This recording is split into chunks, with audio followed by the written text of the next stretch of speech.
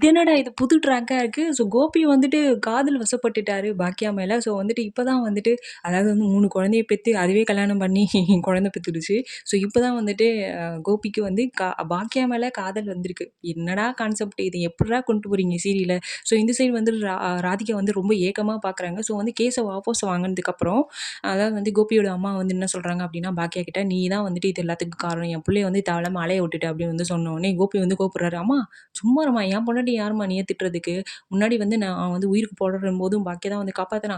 இப்பயும் வந்து என்ன அசிங்கப்படாம அவ தாம்மா காப்பாத்திருக்கா. ஏம்மா அவள திட்டுற?" அப்படின்னு வந்துட்டு ரொமான்டிக்கா கூறுறாரு. பாக்கியா வந்து இவன் கிடக்குறான் அப்படின்ற மாரி பார்க்குறாங்க. ஸோ இந்த சைடு ராதிகா வந்து என்னடா இப்படி சாஞ்சிட்ட அப்படின்ற மாரி கோபிய வந்து பார்த்துட்டு இருக்காங்க.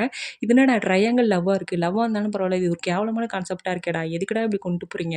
எல்லாரோட மைண்ட் வாய்ஸ் என்ன தெரியுமா இருக்கு? எப்பதான் இந்த சீரியல முடிச்சுட்டு ஒரு நல்ல சீரியல் கொண்டு வரீங்கன்னு பார்க்கலாம் தான் அப்படின்னு பார்க்குறாங்க. இவனும் முடிக்கவே மாட்றானுங்க.